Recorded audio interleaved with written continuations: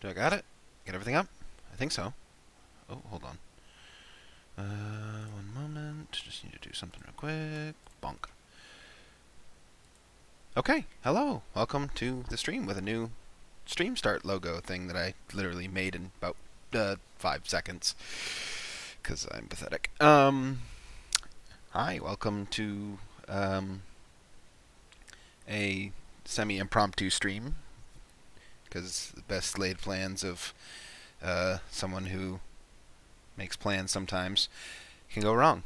We're going to play Dagon on Steam, made by Bit Golem. I just saw this today, and I was like, you know what? I want to try this. Let's take a look at this. And from the screenshots, it looks amazing. So I'm gonna open it up, and we'll see if we can get started.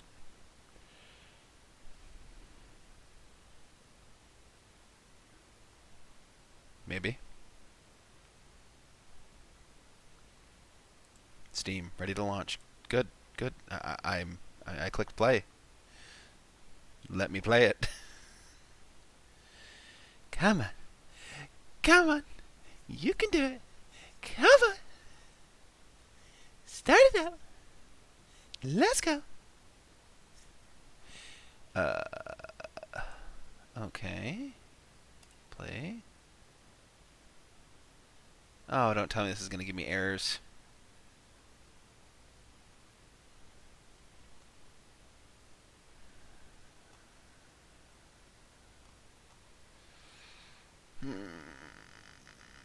Don't do this to me.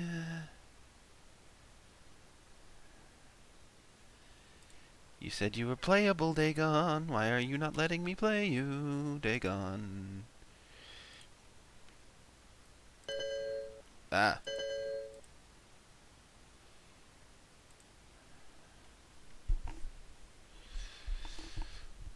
Okay, hold on. Let me try and get a few things done as much as I can.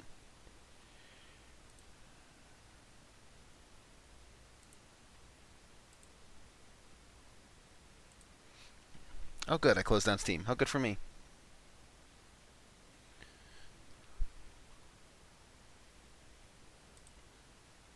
Oh, it logged me out of Steam. God damn it.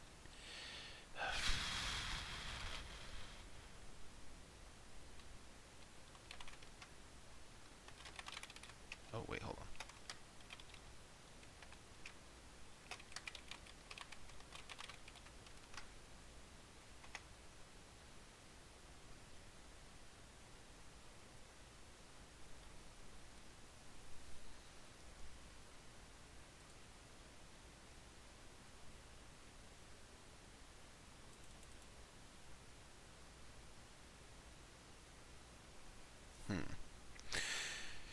Well, this is going well.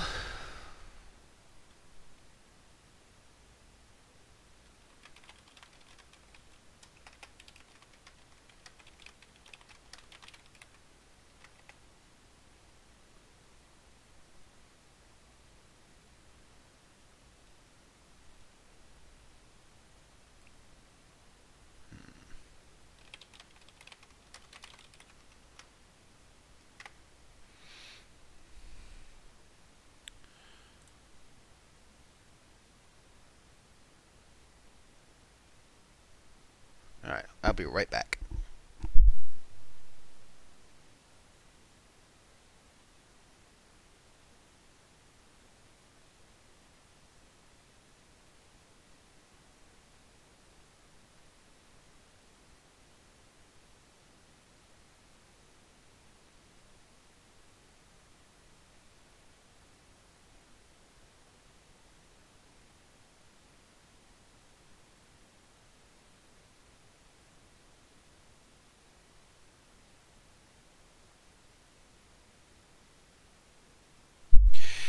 So there was my problem. I put the wrong password in by one letter.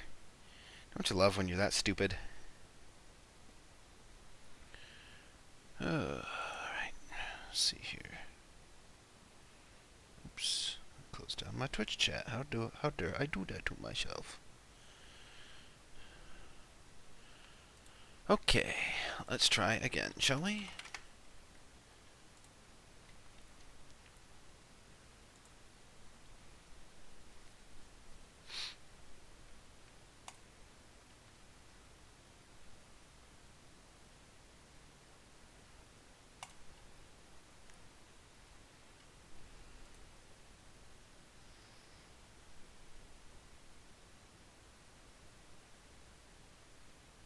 The most enthralling stream I've ever done. It wanting me to download the game that I was trying to play, the kind of demo-ish of. So enthralling. Let's see. Look through games that I could play in the future. Well, we got Dead Space 2 lined up. Eventually. Let's see here. Dust and Elysian Tale. Ooh. Fallout New Vegas, I've got that. I've got the Master Chief Collection, so that's an option. Killer Instinct if I want to get back in fighting games. Hotline Miami. I forgot I had Hotline Miami. What is this? Ooh, anybody want to play Left 4 Dead 2? Just wait for, not Dead by Daylight. What is that game that's coming out? Back 4 Blood. That looks really good. I got some games on here that we could play in the future. Okay, well, let's get this started. 7.5 minutes in. Yes. Oh. Hold on. Bunk? No. This one?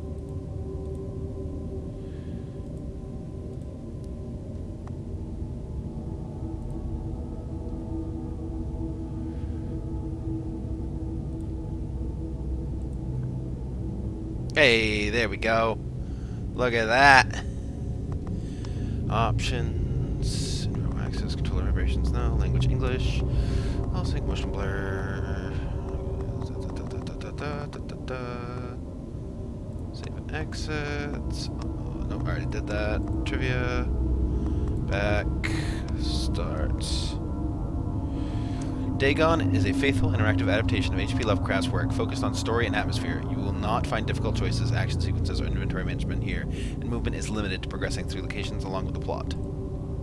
I am writing this under an appreciable mental strain, since by tonight I shall be no more. During the game, you'll encounter interactive elements. Some of them will allow you to continue your journey, others reveal interesting facts about the original short story, its historical background, and the author. Some of the trivia is hidden. In order to find these secrets, focus your eyes and look for the Elder Sign. Oh, they chose that Elder Sign. Okay. You can also access all the found facts later. They will be available in the menu.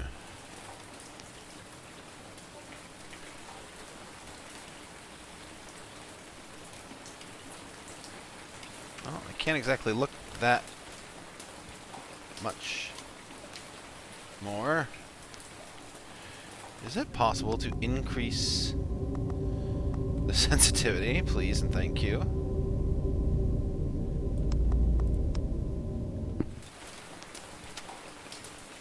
Much better.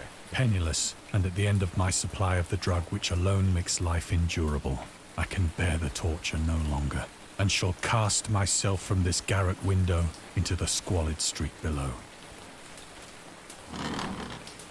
Do not think from my slavery to morphine that I am a weakling or a degenerate. When you have read these hastily scrawled pages, you may guess, though never fully realize, why it is that I must have forgetfulness or death. I like the narrator, I will say that right off the bat. He does a really good job of sounding just gruff enough and being like, you know, kind of done. Morphine entered into use in the 19th century and was routinely administered to treat severe pain during the American Civil War and World War I. It was also sold without restrictions until 1914. Morphine became popular after the invention of the hypodermic syringe around 1854. Frederick Serturner, I hope that's how you pronounce that damn name, holy hell, who first isolated the substance, originally named it morphium, after Morpheus, the Greek god associated with dreams. At the time when Dagon was published, morphine abuse, known as soldier's disease, already posed a big problem back in the United States. I never knew that. That's cool that they... Oh, I like this already. It was in one of the most open and least frequented parts of the broad Pacific that the packet of which I was supercargo fell a victim to the German sea raider.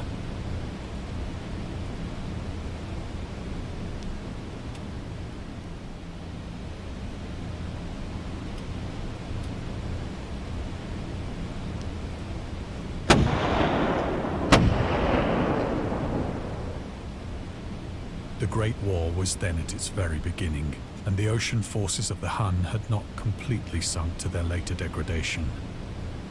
So that our vessel was made a legitimate prize, whilst we of her crew were treated with all the fairness and consideration due us as naval prisoners.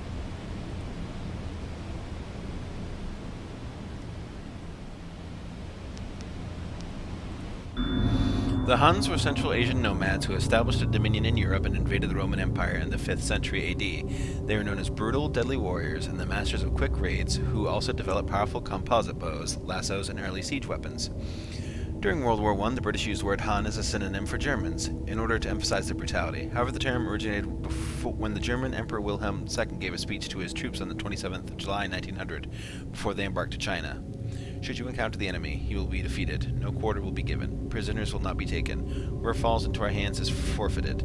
Just as 1,000 years ago, the Huns under their King Attila made a name for themselves, one that even today makes them seem mighty in history and legend, may the name German be affirmed by you in such a way in China that no Chinese will ever again dare to look cross-eyed at a German. The refusal to take prisoners was a clear breach of the laws and customs of war adopted during the First Hague Convention of 1899. Huh.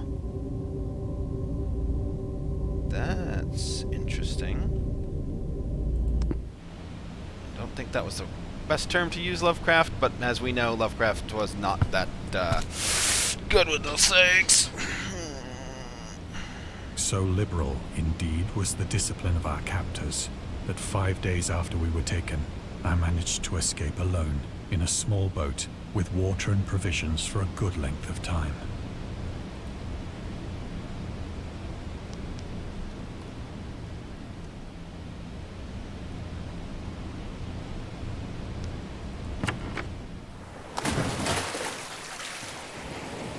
When I finally found myself adrift and free, I had but little idea of my surroundings. This is so simple, but so pretty. I love this already. Oh, what was that? Never a competent navigator, I could only guess vaguely by the sun and stars that I was somewhat south of the equator. Of the longitude, I knew nothing, and no island or coastline was in sight.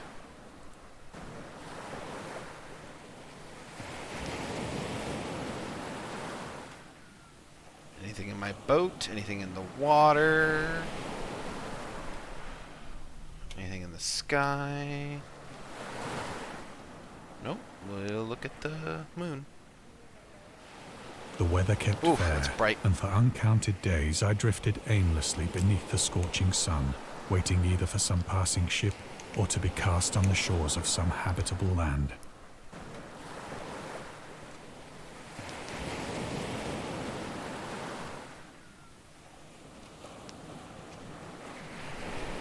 Like, this is...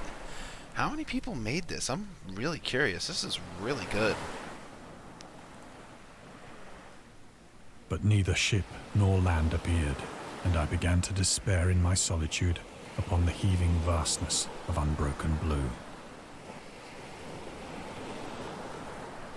The change happened whilst I slept.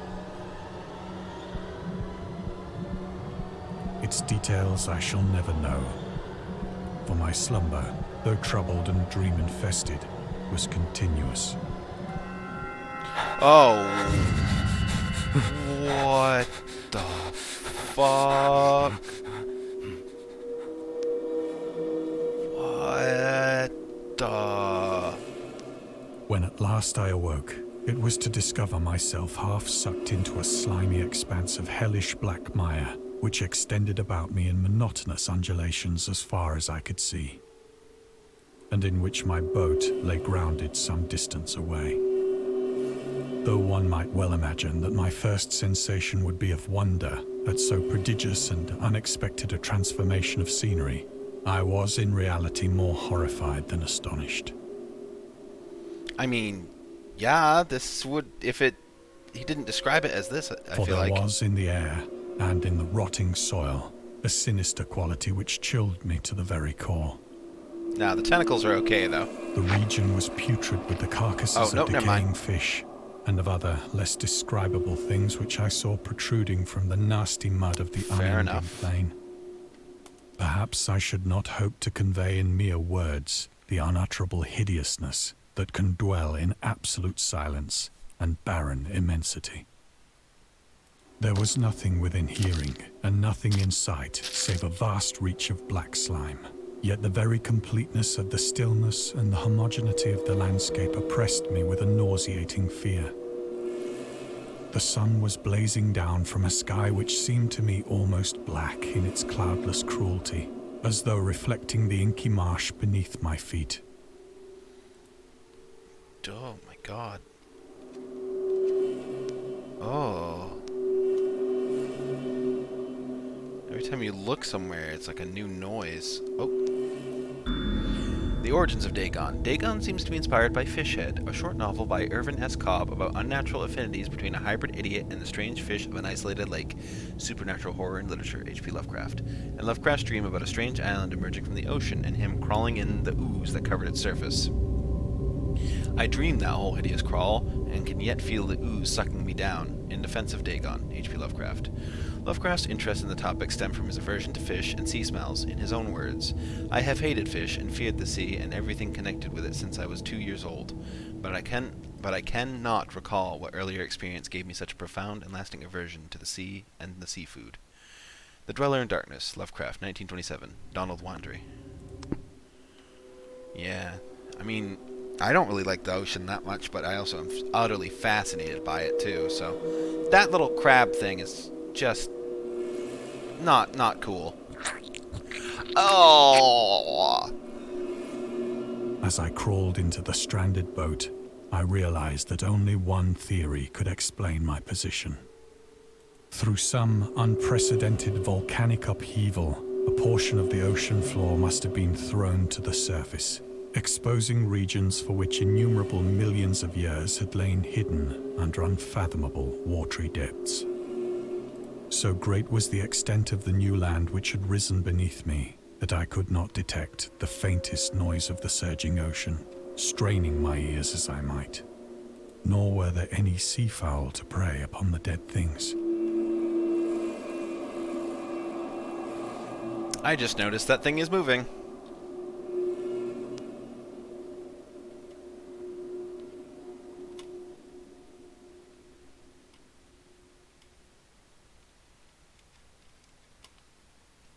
Doesn't look like there's anything else to look at. Also, hello Ash, welcome to Dagon. For several hours I sat thinking or brooding in the boat, which lay upon its side and afforded a slight shade as the sun moved across the heavens. As the day progressed, the ground lost some of its stickiness and seemed likely to dry sufficiently for traveling purposes in a short time. That night I slept but little, and the next day I made for myself a pack containing food and water, preparatory to an overland journey in search of the vanished sea and possible rescue.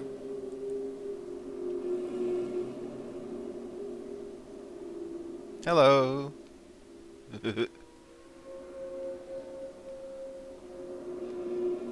You slimy little tendrils.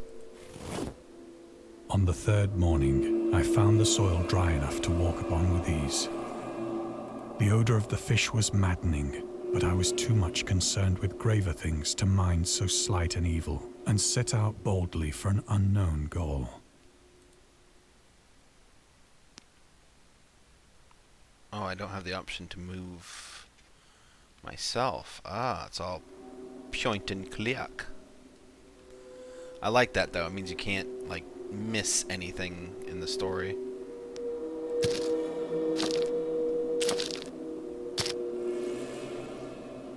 All day I forged steadily westward, guided by a faraway hummock which rose higher than any other elevation on the rolling desert. Okay, let's stop and take a moment to ask the question, what the fuck are these? What the fuck?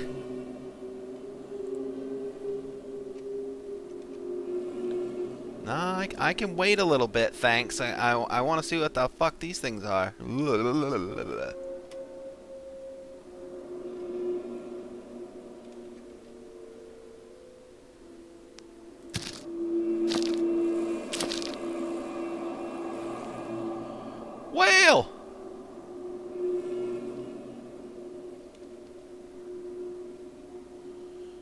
god, we just walked into Death Stranding HP Lovecraft Edition. I still wanna stream that game. I love that game. That night, I encamped, and on the following day still travelled toward the hummock, though that object seemed scarcely nearer than when I had first espied it.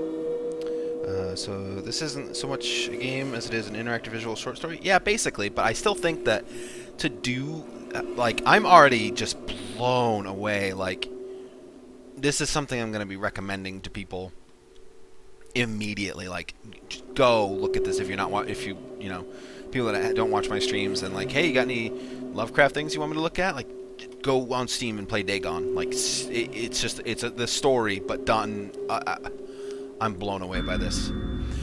The creator of the Cthulhu mythos and the fictional underwater city of Urlier was convinced that life could not exist at the bottom of the ocean because the water pressure would make it uninhabitable, sorry. Today we know that the darkest depths of the ocean are home to many peculiar organisms. The deepest dwelling fish we have discovered so far, the Mariana snailfish, can live about 8,000 meters, more than 26,000 feet, below the ocean's surface, in never-ending darkness and at hellishly crushing pressures, hundreds of times stronger than those found at sea level. Upon glancing at the modern photos of deep-sea creatures such as the anglerfish, the fangtooth, or the viperfish, their truly Lovecraftian characteristics, it's hard not to find some irony in this. Yeah, I know, right? Lovecraft was wrong about a lot of things.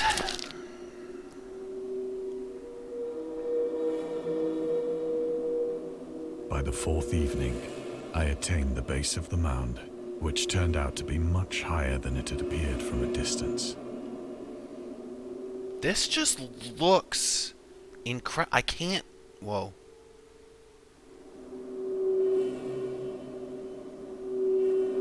An intervening valley setting it out in sharper relief from the general surface. Too weary to ascend, I slept in the shadow of the hill. Like, Bit Golem, I know not why my dreams were so wild that night. if this somehow reaches your ears, do more of these, please. Like, you have my support already. I am on board. But ere the waning and fantastically gibbous moon had risen far above the eastern plain, I was awake in a cold perspiration, determined to sleep no more. Such visions as I had experienced were too much for me to endure again. And in the glow of the moon I saw how unwise I had been to travel by day. Without the glare of the parching sun, my journey would have cost me less energy. Indeed, I now felt quite able to perform the ascent which had deterred me at sunset. Picking up my pack, I started for the crest of the eminence.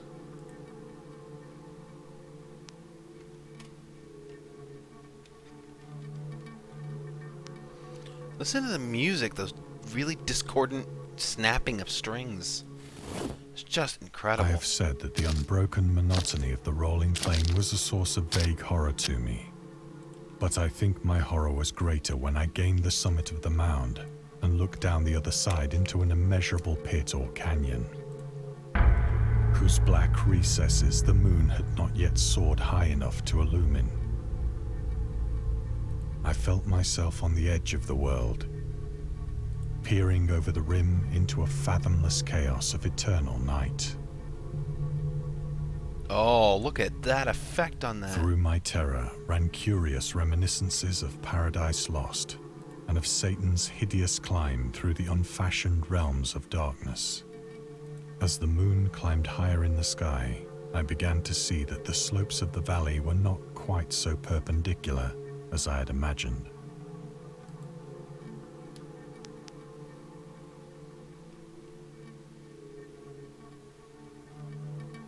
I figured there'd be something that would be a reference to Paradise Lost line. Ledges and outcroppings of rock afforded fairly easy footholds for a descent, whilst after a drop of only a few hundred feet, the declivity became very gradual.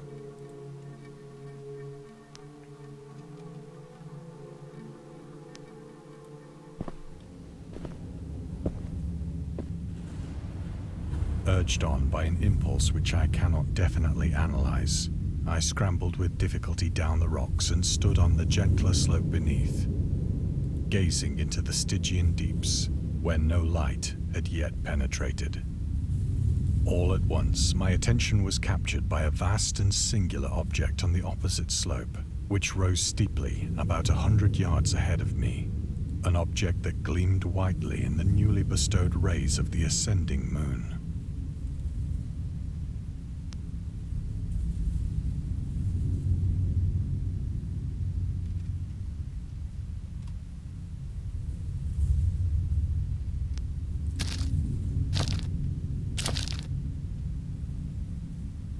That it was merely a gigantic piece of stone, I soon assured myself. But I was conscious of a distinct impression that its contour and position were not altogether the work of nature. A closer scrutiny filled me with sensations I cannot express.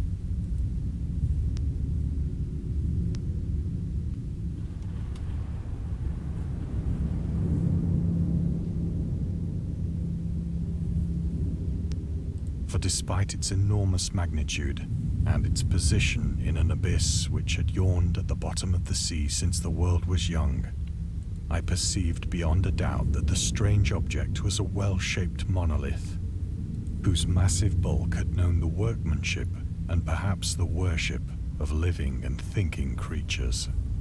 Dazed and frightened, yet not without a certain thrill of the scientist's or archaeologist's delight, I examined my surroundings more closely.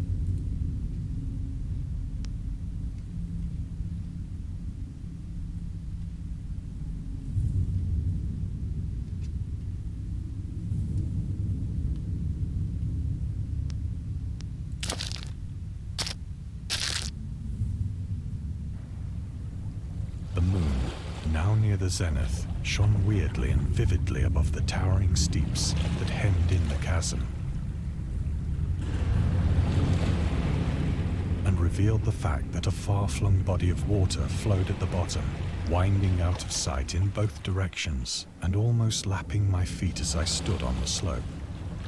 Across the chasm, the wavelets washed the base of the Cyclopean monolith, on whose surface I could now trace both inscriptions and crude sculptures.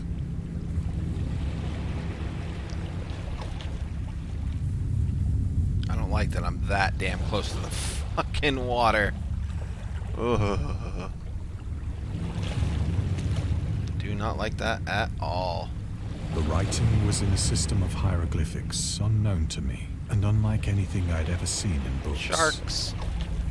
Consisting for the most part of conventionalized aquatic symbols such as fishes, eels, octopi, crustaceans, mollusks, whales, and the like.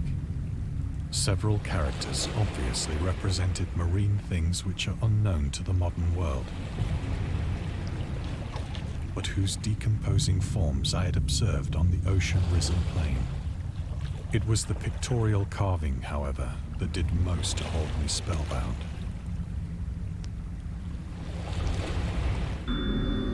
Dagon contains many themes and storytelling methods that Lovecraft developed in his later works, such as telling the story through carvings at the Mountains of Madness, the Nameless City, journals and characters' notes, The Shadow Out of Time, The Haunter of the Dark, Islands... not really The Haunter of the Dark, a little bit, but not as much. It's more of the... It seems like someone is kind of telling the story of what is happening there. Islands emerging from the ocean, Call of Cthulhu, or fictional beings and deities based on real-life events and mythologies. Migo and the Whisper of Darkness. Yeah, because Migo was abominable snowman. Also is considered the origin of the popular Cthulhu mythos. Some of Lovecraft's other stories also included in a manner similar to Dagon, but let's skip the details in order not to spoil the ending. The ending that I know about, and you do too if you've been watching my streams. Plainly visible across the intervening water on account of their enormous size were an array of bas-reliefs whose subjects would have excited the envy of a Doré. I think that these things were supposed to depict men, at least a certain sort of men, though the creatures were shown disporting like fishes in the waters of some marine grotto, or paying homage at some monolithic shrine which appeared to be under the waves as well. Of their faces and forms I dare not speak in detail, for the mere remembrance makes me grow faint. Grotesque beyond the imagination of a Poe or a Bulwer. They were damnably human in general outline, despite webbed hands and feet, shockingly wide and flabby lips, glassy, bulging eyes, and other features less pleasant to recall. Curiously enough, they seem to have been chiseled badly out of proportion with their scenic background. For one of the creatures was shown in the act of killing a whale, represented as but little larger than himself. I remarked, as I say, their grotesqueness and strange size, but in a moment decided that they were merely the imaginary gods of some primitive fishing or seafaring tribe. Some tribe whose last descendant had perished eras before the first ancestor of the Piltdown or Neanderthal man was born. Yeah, if only that you were so lucky to have that part be true. Awestruck at this unexpected glimpse into a past beyond the conception of the most daring anthropologist. Okay, I have to go back to work, but at least got the first part. Have fun with the rest of this. Thank you, and have a good rest of your night. I stood musing whilst the moon cast queer reflections on the silent channel before me. Then, suddenly, I saw it. Here it comes. With only a slight churning to mark its rise to the surface, the thing slid into view above the dark waters.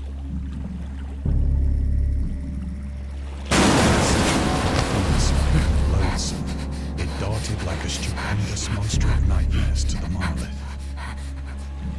about which it flung its gigantic scaly arms, while it bowed its hideous head and gave vent to certain measured sounds. I think I went mad then. Of my frantic ascent of the sloping cliff, and of my delirious journey back to the stranded boat, I remember little.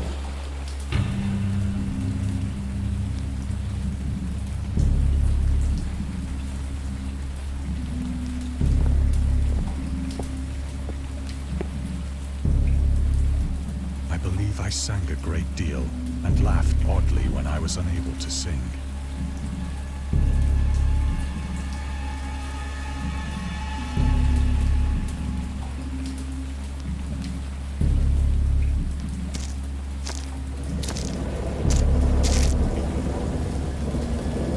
I have indistinct recollections of a great storm sometime after I reached the boat.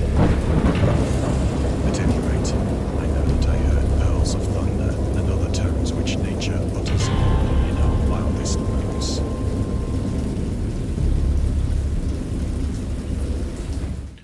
Hold on, I want to change the voiceover and lower the sounds to, say, swap it. There we go.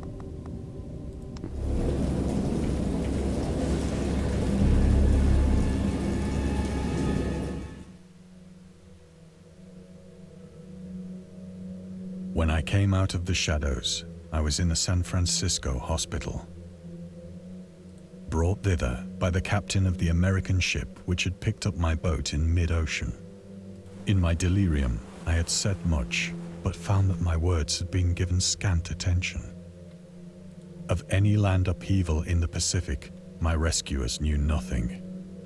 Nor did I deem it necessary to insist upon a thing which I knew they could not believe.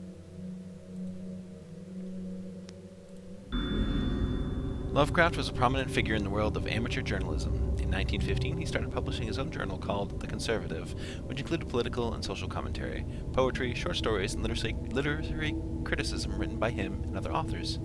Howard was a skilled wordsmith, but he also took criticisms to heart, which resulted in his decision to step away from writing poetry and concentrate on weird fiction again, for the first time since his teenage years. Dagon, published in 1917, is one of the short stories written during that period.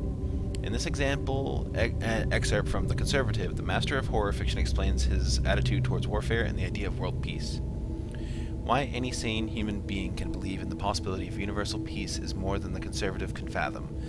Should the entire civilized world agree simultaneously to disarm, one or more nations would undoubtedly retain secret armaments and at the proper time take advantage of their more altruistic and less astute contemporaries in the wild career of conquest against unarmed victims.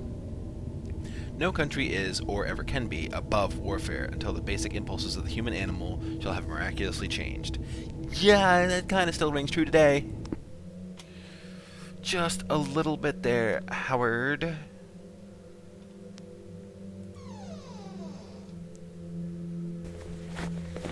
Telekinesis. Once I sought out a celebrated ethnologist and amused him with peculiar questions regarding the ancient Philistine legend of Dagon, the fish god.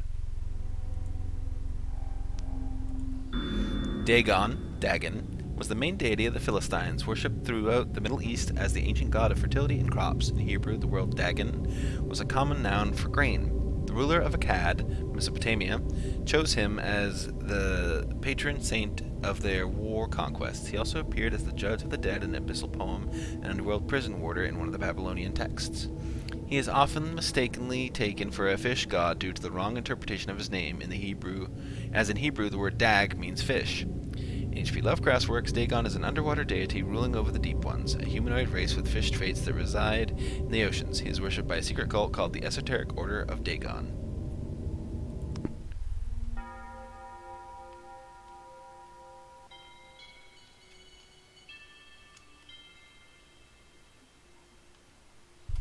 Something fishy going on.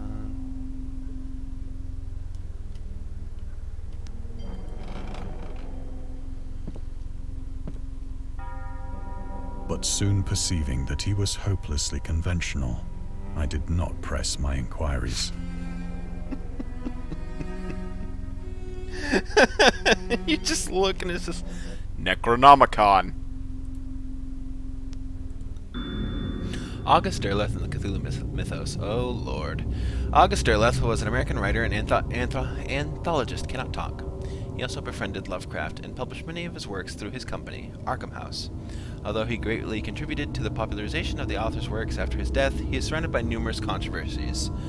One of the most questionable decisions involved introducing the good versus evil doctrine, Derleth was a devout Catholic, to the Cthulhu mythos, which contrasted with Lovecraft's view of the world and his approach to the cosmic horror. As a result, the author's works are often misunderstood and misinterpreted in today's culture. It's also worth noting that Lovecraft was never really interested in creating a mythology, and the term Cthulhu mythos was coined by Derleth after the author left the mortal plane.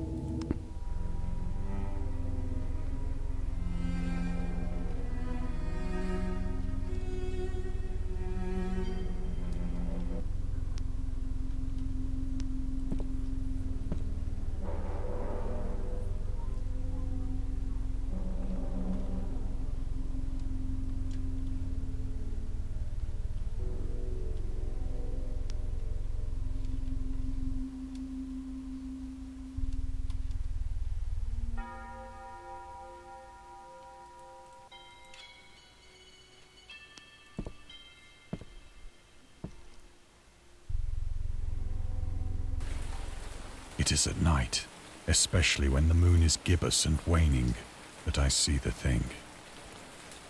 I tried morphine, but the drug has given only transient surcease and has drawn me into its clutches as a hopeless slave. So now I am to end it all, having written a full account for the information or the contemptuous amusement of my fellow men.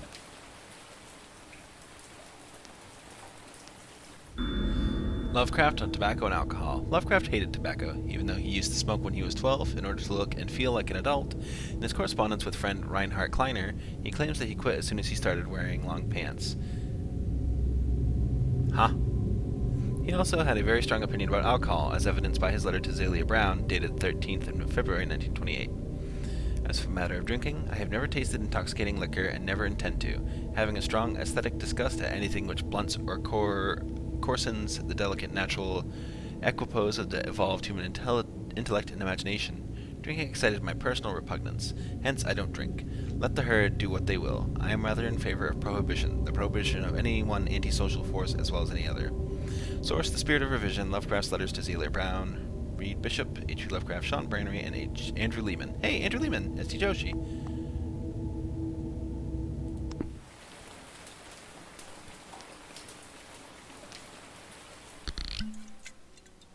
Often, I ask myself if it could not all have been a pure phantasm, a mere freak of fever as I lay sun-stricken and raving in the open boat after my escape from the German man of war.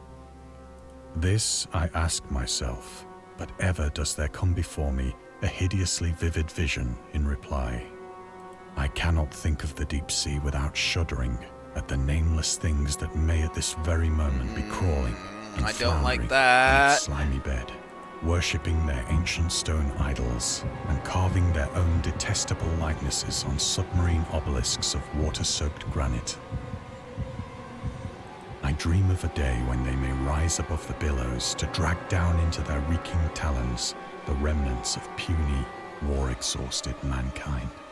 Of a day when the land shall sink and the dark ocean shall ascend amidst universal pandemonium. The Godzilla's attack! It's still a fucking creepy ass image though. Oh my god.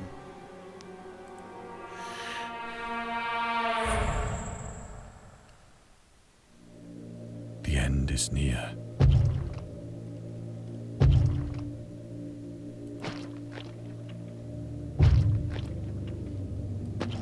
I hear a noise at the door, as of some immense slippery body lumbering against it.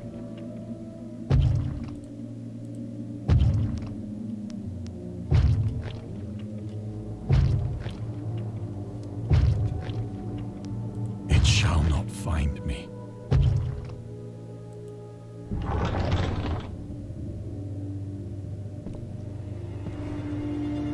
God, that hand!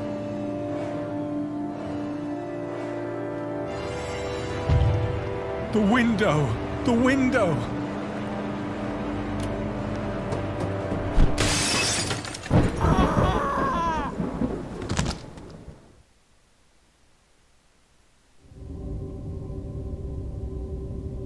We hope you enjoyed immersing yourself in our little pool of cosmic horror. We'd appreciate it if you took a moment to rate Dagon and check out the other games and DLC.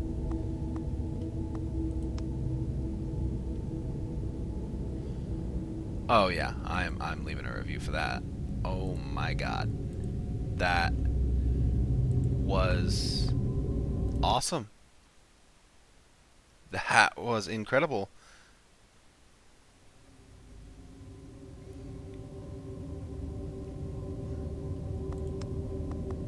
Oh wow, I didn't get everything. Huh. That was really good. Like, let's show up the credits for these guys. Like, just absolutely well done. Like, that is incredible. That was short, sweet, to the point, covered the entire story in a way that visualizes it perfectly. That was absolutely amazing. I am so happy that I got to play that. Like, Bit Golem, that was incredible. That was really amazing. Seriously, guys, like, I really want you to make more. I'll probably check these out eventually. See what those have in them. I think they're only a few dollars a piece. Yeah, that was awesome. Actually, let's exit that. Yeah, so I'm gonna take a little break and we'll decide what we're gonna do next. If we're gonna stream some more, but it'll be a few minutes. So I've got a little cool thing, I guess, to show, which is I had that stream starting one. Now I have this one as well. So I'll be right back, guys.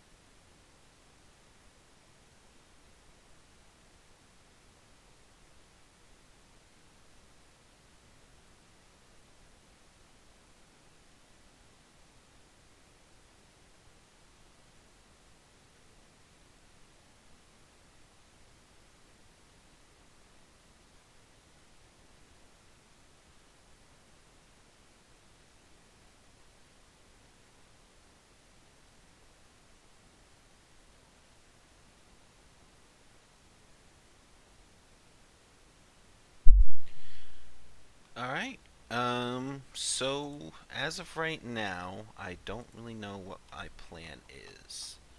Um, if I had a plan, I probably would have jumped onto it better, but I don't really have anything that I can hop in and play that you guys haven't already seen like a dozen times already. And like if I hop onto something like say Hades, I'll want to play that for hours and hours and hours. Um, can't be like, oh, I'll do one run, and then that one run takes like 6 hours, or you know, oh, I'm going to do one run of Returnal. Well, that run's going to take 6 hours or something like that. So I think what we'll do is we'll just call this a short little aside stream, like a little here you go kind of thing, showing off this really cool, like really cool um, adventure thing that Bit Golem did. So um, yeah, like I absolutely recommend this game. I really do. I've already posted a review. I want to see more by this company. I want to see them do other stories. Like I want to see them do a mountain, like an abridged Mountain of the Mountains of Madness. Like it only took half an hour to play this, but it's free. Like this is free. I absolutely recommend it. But yeah, so sorry for lack of Deltarune, but we'll get back on that very soon. It happens, so don't worry about it. If you get mad about it, then leave. Seriously, leave. I don't care if you get mad that I'm not playing Deltarune tonight. Deal with it. So, thank you guys again for stopping by. And yeah, tomorrow we'll hop back into Deltarune. I may hop in later tonight. We'll find out, but we'll see how it goes. But as for now, that's all I got.